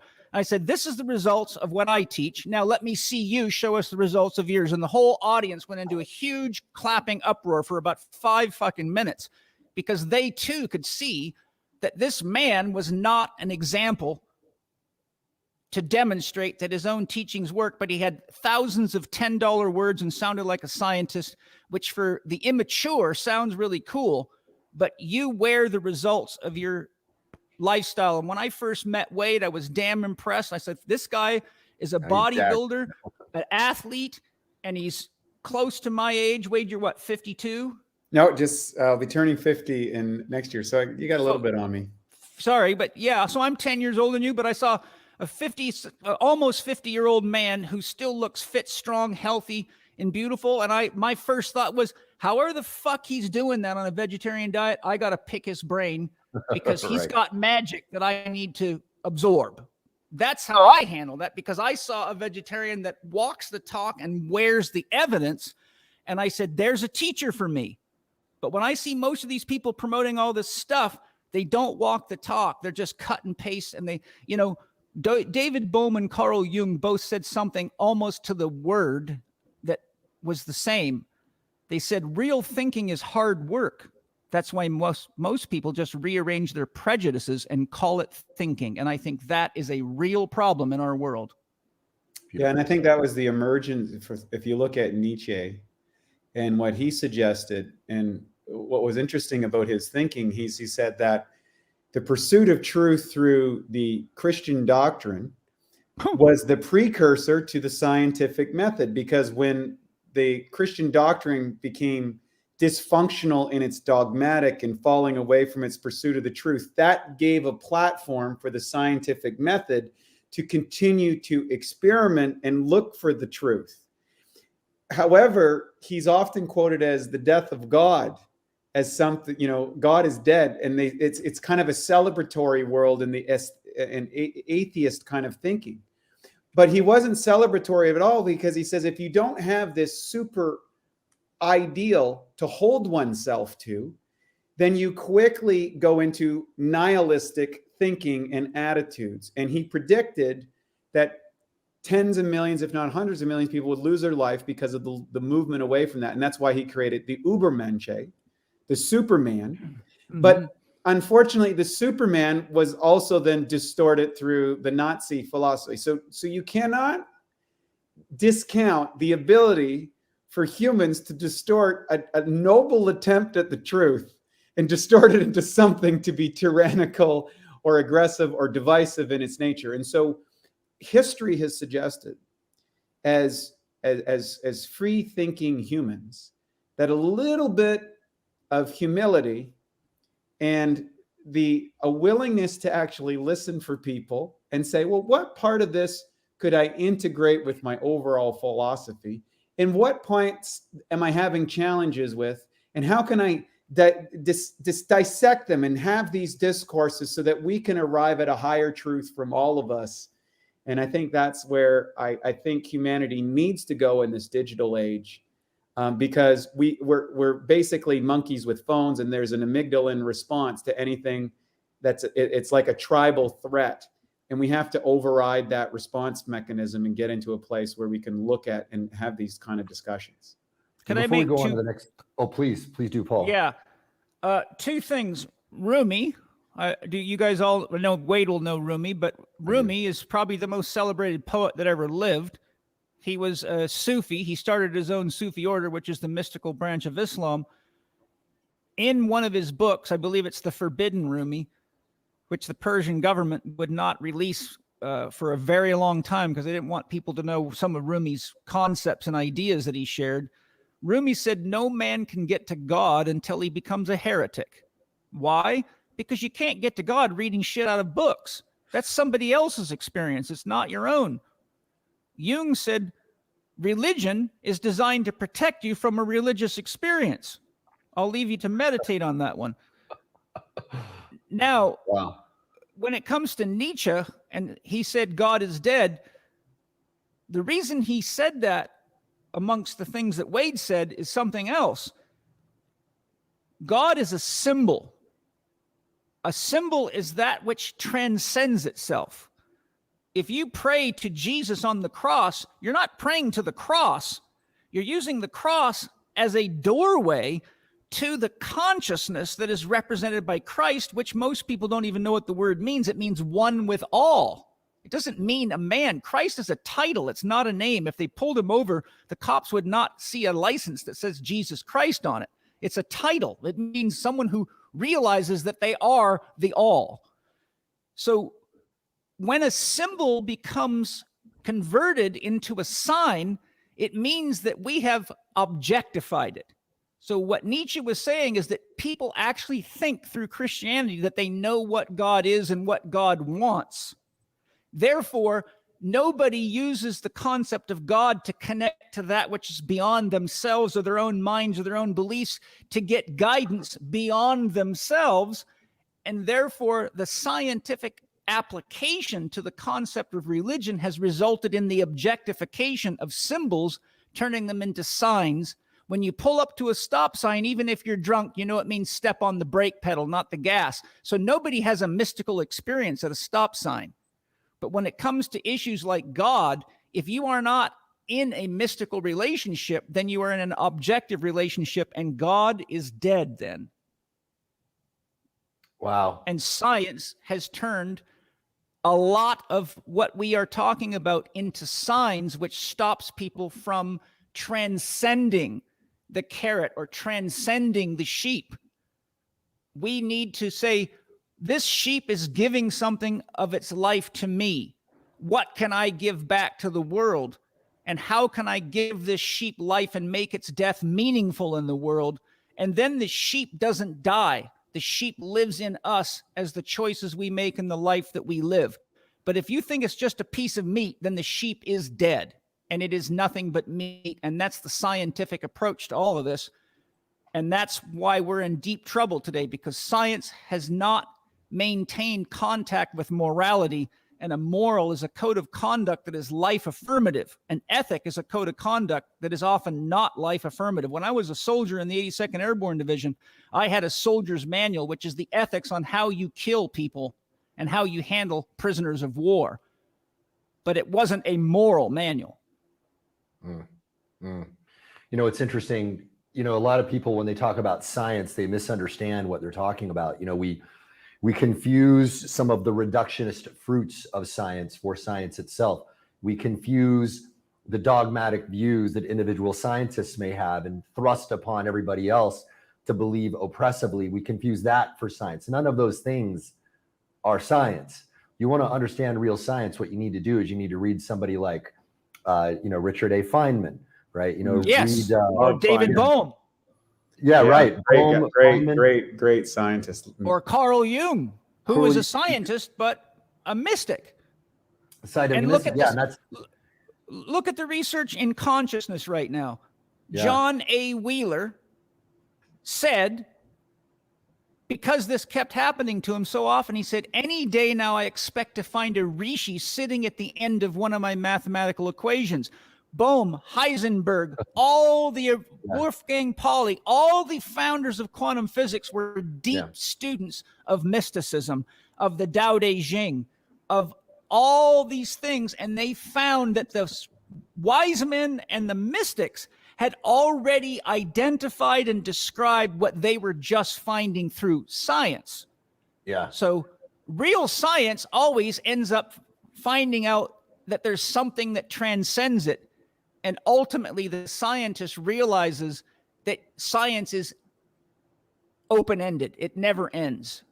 Absolutely true. And that is the essence of it. I mean, it's a process of inquiry.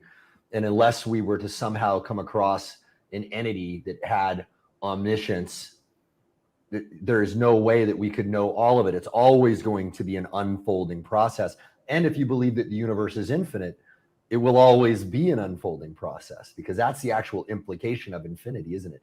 I want to loop back around to a question here from my good buddy, Chris Kelly. He and his wife, Juliet, are just really exemplary people in a lot of ways. They're very advanced. They've sort of switched off their mind from the mainstream of the world and think for themselves. Chris had a question about something you mentioned early on in the very beginning, Paul, and that was, Paul, can you explain what you mean by freeing energy? What energy and where does it get trapped? It's a great question. Can you remind me in the context I was speaking about that? Because that can be taken from several angles. I think you were talking about Kobe, and how when Kobe came to you, that there was you discovered that there was some energy trapped in his body, and that's no. what... I said once I figured out what was wrong and corrected it and took him out to test him, he had so much energy of joy coming out because he could jump without pain and play basketball again, that the energy was just bursting out of his body with joy, like a little kid just jumping around the living room happy. Yeah. But I can address that question.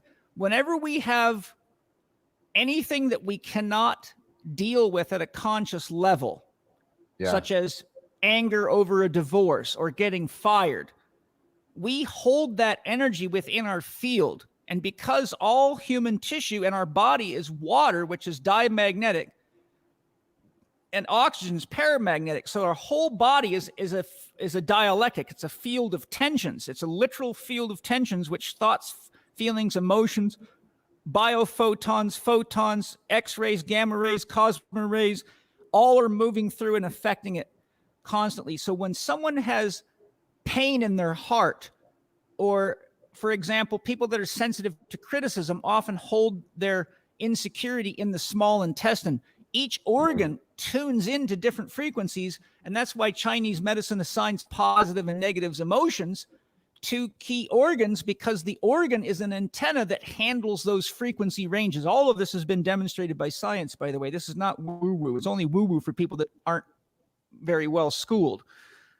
So when we have, let's say, a broken heart, that negative emotional energy organizes the tissues around it, and the tissues mirror the type of energy, the frequency of the energy, and they begin to create changes in the structure that reflects the blocked emotional energy. Once that person heals, you see spontaneous remission of cancer. You see posture change. You see blood pressure change. You see blood levels change. You see DNA changes. So energy in the universe, the entire universe can be boiled down, and quantum physics proves this, that the entire universe is made of energy and information. So emotions are energy and information. Thoughts are energy and information. Your whole body is energy and information. So when we're wounded and we're holding on to energy and information that is oriented towards pain, victimhood, negative orientations, then the body has to deal with that, because as far as the cells of the body is concerned, our mind is God. If you smile, your body believes that you're happy. If you frown, your cells produce the chemicals and the reactions that match your physical expression of your mind.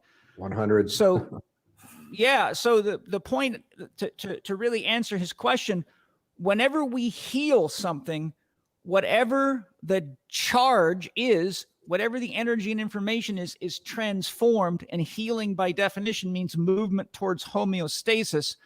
And in shamanism, they say And it's well documented that most shamans begin with very tough lives, and they have things like snake bites and lightning strikes. But most of them come through very tough experiences. But the good shaman that I've studied say, before you can become a shaman, you have to heal all your wounds, because all the energy that's trapped in the wounds has to be liberated, or you won't have any healing power. You have to clean your vessel up so you can become a vessel of higher consciousness and let Great Spirit channel through you. But if you're clogged up with all these judgments and all these fears, you cannot move that energy into freedom to create healing. So healing is releasing the energy and information that is incongruent with freedom and love. And that changes the energy state and the physiology. Okay, I'll tell you what, we're getting a lot more than we bargained for in this today. I want to end on one question, guys, and this is one that is going to be interesting. It has to do with what we were talking about before. It's bringing it back a little bit more to diet. But you guys didn't expect us to go all over the place with this, but all related and important. This is how it is. It's the whole on that we're talking about, right? And this is, so speaking earlier about some of the perils of reductionism, the reductionist lens allows us to see certain things in isolation, which is from time to time extremely useful. But if we look only at, or only through the reductionist lens, we're forgetting something very important. So one of my, what I call Joynerisms, very egoic way of talking about things, to quote myself, but one of the things I like to say over and over again is that causality is never binary. It's always multivariate and conditionally dependent, right? And I haven't found anybody who can break that model. And I don't like to speak in absolutes, but I've never seen an example of how causality could even be binary, and not multivariate and not conditionally dependent. And when we're looking at the world through the reductionist lens, we're stripping away all of that. We're not talking about the conditions that make that observation relevant in that one particular thing. We're not talking about the other confounding variables that we could not possibly control for in the way we look at things. With that said, I want to bring out this one question from Neil Howe, a very practical one. He says, does an animal-based diet cause more inflammation in the body? Only if you eat too much or you eat poison food, poisoned animals. What do you think, Wade? Anything causes inflammation if you overdo it. Yeah. So inflammation is the silent killer. And it comes part and parcel with every function that really we will perform in the body. The fact of breathing, the fact of drinking a liquid, the fact of eating dietary components. And so the question is too broad to answer accurately, because, well, if you're going to say, does meat or plants cause inflammation in the diet? Well, what plants, what meat? What's a reductionist question, right? Yeah. What was that seared on a barbecue? Was it infused with chemical agents? Is it been highly processed? All of these things are going to impact that statement. And I think what a better question to ask is how may I reduce the amount of negative inflammation that is going on from my current lifestyle as it is? Hey, maho.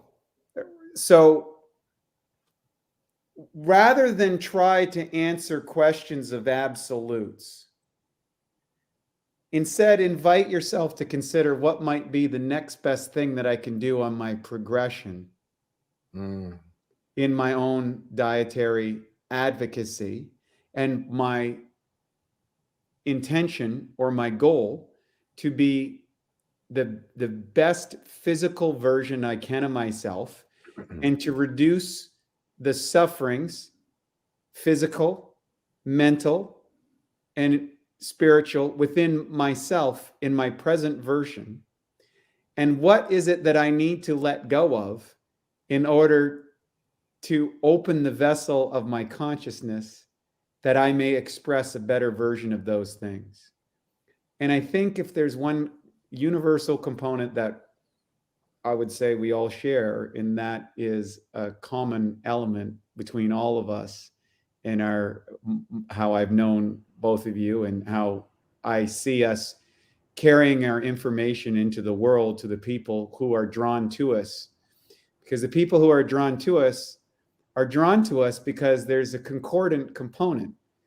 The teacher and the student have an exchange. The teacher learns from the student, and the student learns from the teacher. They must both coexist. Should do, yeah. And this is the dance that we find ourselves in here, as limited as we are in this certain, meat suit that we find ourselves, whether that's made from plants or meat, doesn't matter. What I can say is just take the next best step and the next best step and the next best step and the next best step that you can in that moment. And you'll be surprised of where it will lead you. And it just might lead you to sitting on a mountain with the three of us discoursing about what that next step might be. And I look forward to the opportunity when we get that chance very, very soon. I would like to add a couple of quick comments if I can, Mark. Please, please, please. I would say that the first thing we all need to be very aware of is that all dogmas are pro-inflammatory. People's minds put more stress on their bodies and create more inflammation than their diets do. I can pretty much tell you that from a whole career of evaluating people's belief patterns and how they're living them out.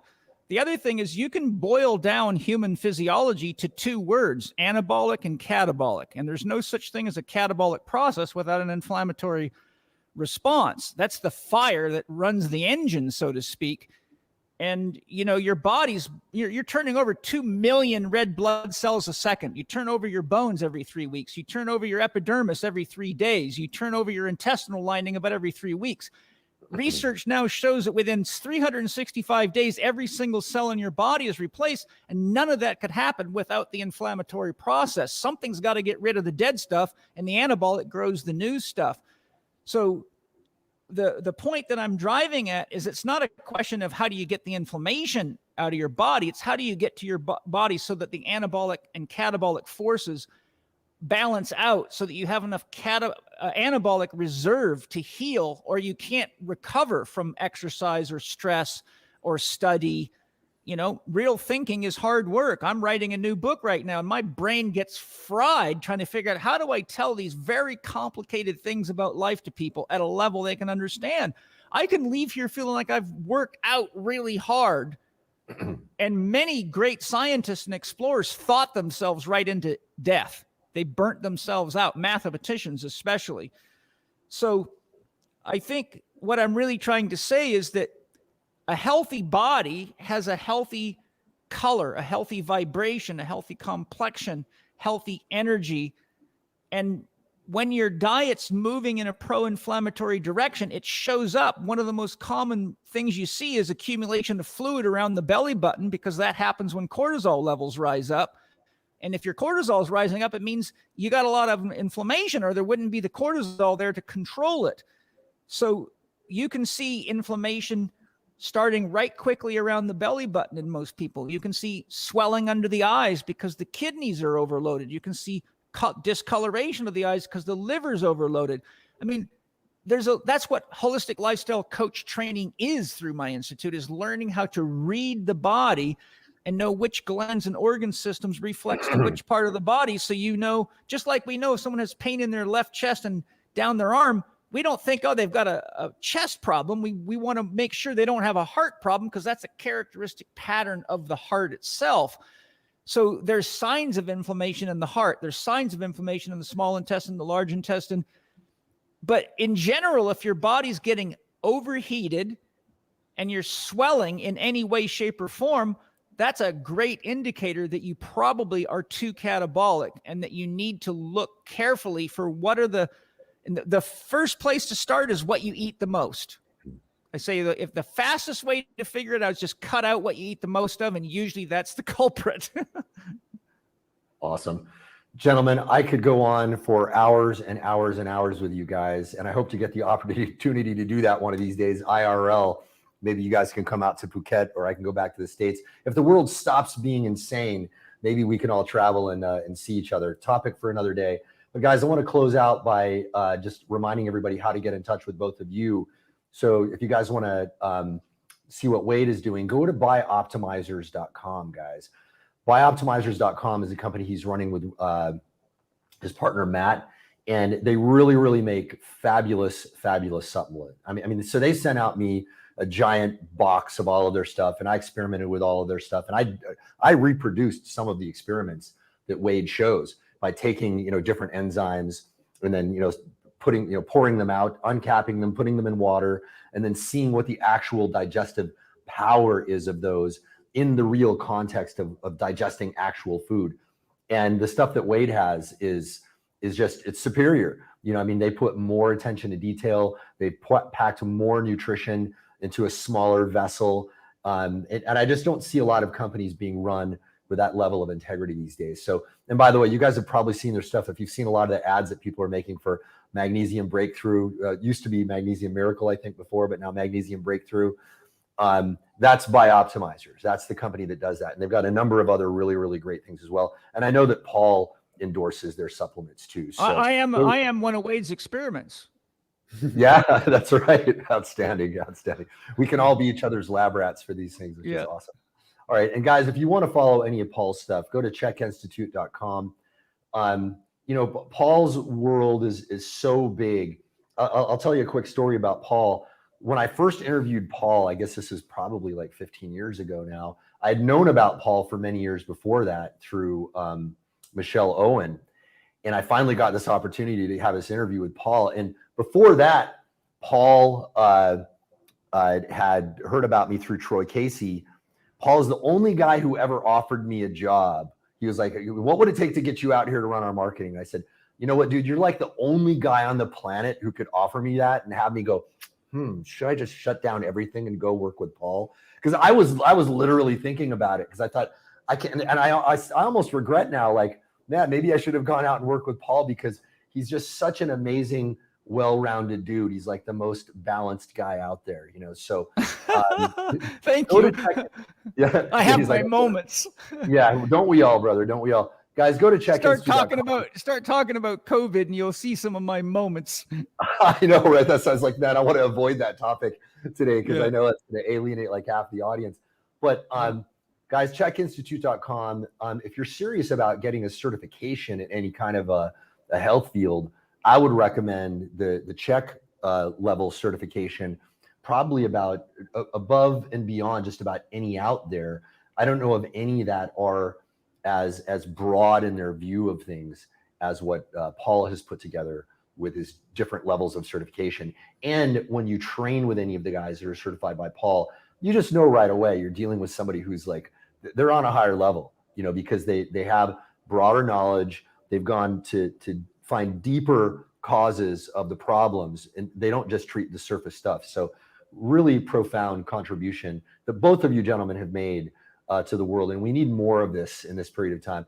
For everybody watching, I hope you've enjoyed this. If you want to see more of this on whatever platform you're on, click like, subscribe, whatever you need to do. Doesn't matter what platform.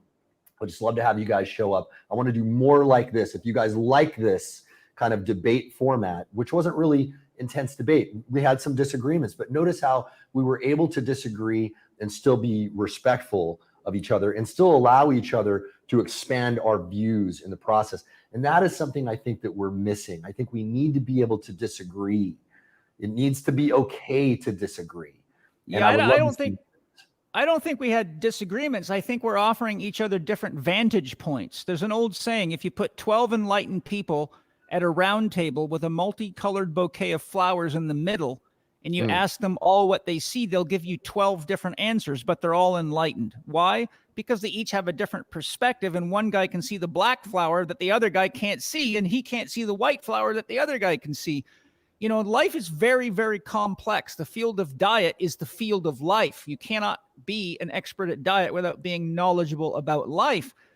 So I think disagreements are where people have dogmas that clash, but what I feel that we are doing is sharing perspectives. And when I sit around the table with wise people, I'm very interested in their perspective. And if it clashes with mine, that's where I have an opportunity to say, well, how would you explain this then?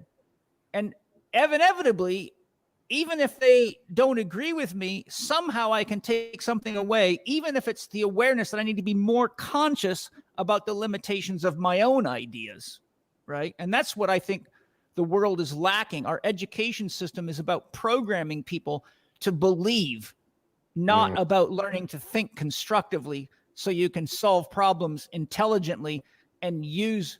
All Chek professionals are trained in a multidisciplinary approach. I teach them how to refer out to other people because none of us knows enough to deal with most of the problems that humans have as an individual. And I sure as hell don't, even with all my study, you know. And I'm certainly, I got to tell you, I'm very grateful and blessed to have both of you guys to engage in that process with.